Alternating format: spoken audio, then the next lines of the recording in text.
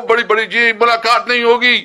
وہ تو کون ہو وہ تو 2% کے کرائے کے ملازم ہو جو قومی کانفرنس بلا رہے ہیں, اور وہ قومی کانفرنس میں ہم انشاءاللہ ایک قومی ایجنڈا دیں گے. بسم اللہ الرحمن الرحیم.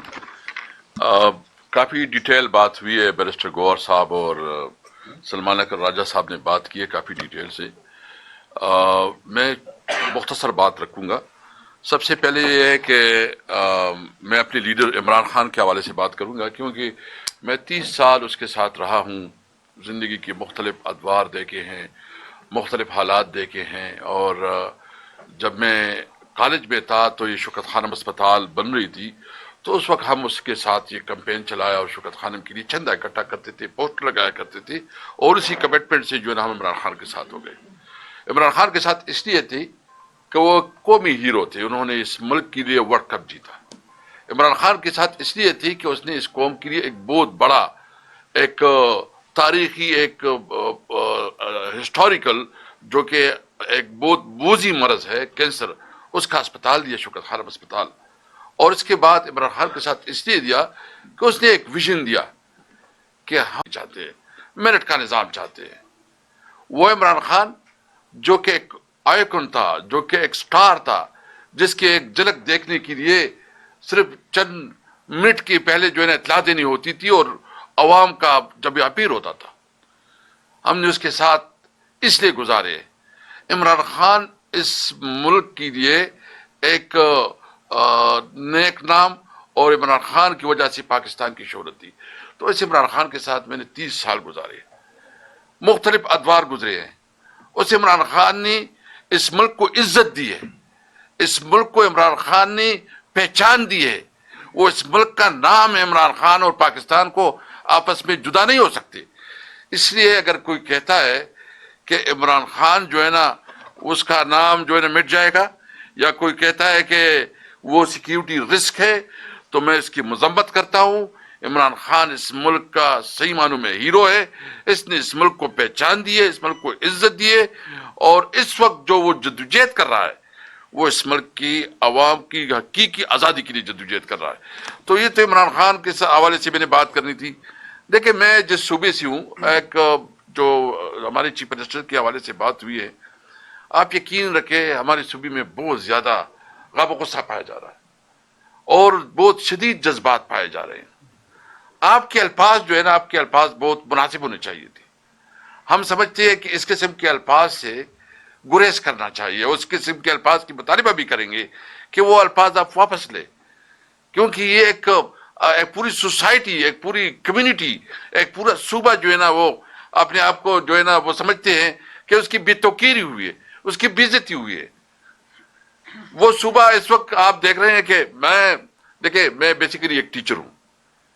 میرے آپ اکثر لوگ جانتے ہیں بہت کافی اسٹوڈنٹ ہیں. میرے اس وقت تقریباً 100 میں سے زیادہ وہ کوئی آرمی میں کرنل ہے, کوئی بریگیڈیئر بن گئے, بہت زیادہ ہمارے اسٹوڈنٹس ہیں.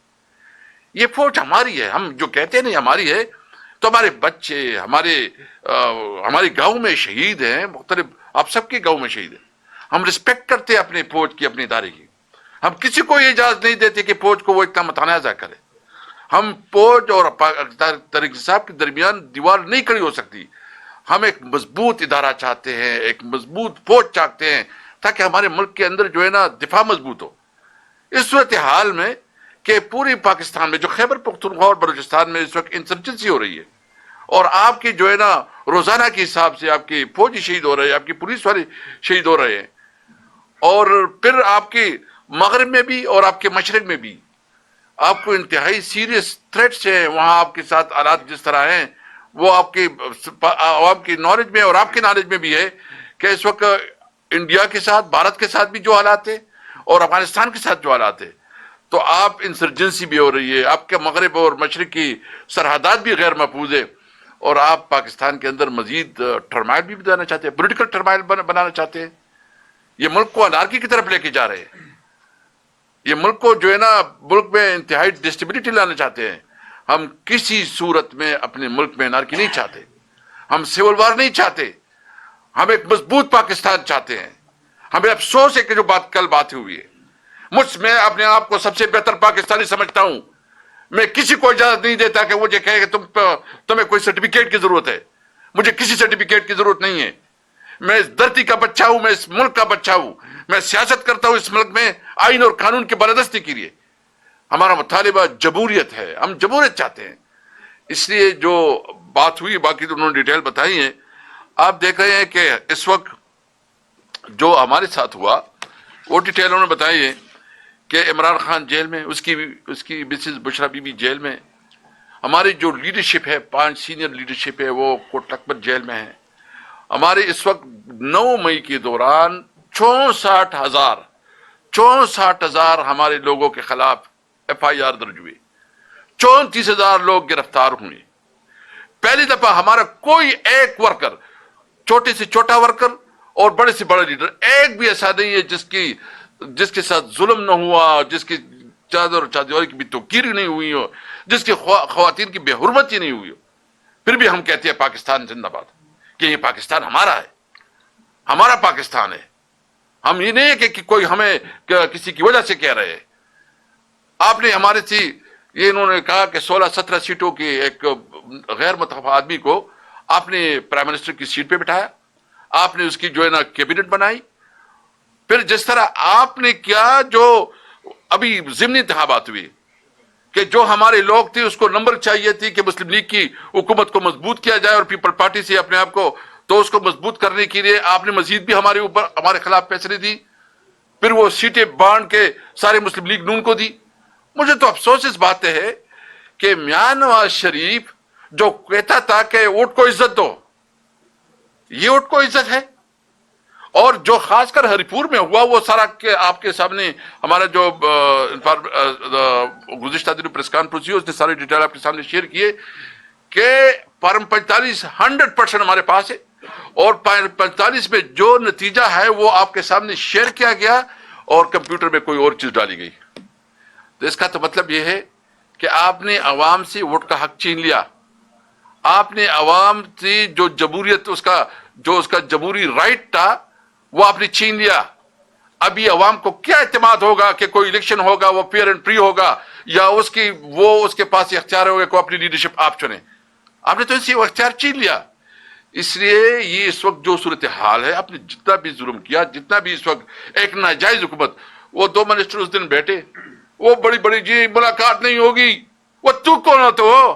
وہ تو 2 ٹکے کے کرائے کے ملازم ہو. تم تو آئے ہو اور ادھر کہتے ہو تمہارے تو عوام نے تمہیں مسترد کیا, عوام نے تو تمہیں ووٹ ہی نہیں دیا, عوام نے تو تمہیں ریجیکٹ کیا, اور تم کہتے ہو کہ ملاقاتیں نہیں ہوں گی. میں صرف یہ پوچھنا چاہتا ہوں کہ کیا یہ 2 منسٹر نہیں, دو منسٹر, 2 منسٹر جو اچھا وہ 2 منسٹر جو بات کی, میں اس سے پوچھنا چاہتا ہوں کہ کیا یہ ملاقات قانون میں اس کی کوئی گنجائش ہے کہ نہیں ہے؟ کیا قانون کے مطابق ہے؟ کیا JNL میں کیا ہے؟ اگر ایک چیز قانون کے مطابق ہے اور قانون میں اس کی یہ باقاعدہ رولز دے رہا ہے, واضح ہے, تو آپ کس قانون کے تحت کہتے ہیں کہ ہم جو ہے نا ملاقات نہیں کرنے دیں گے؟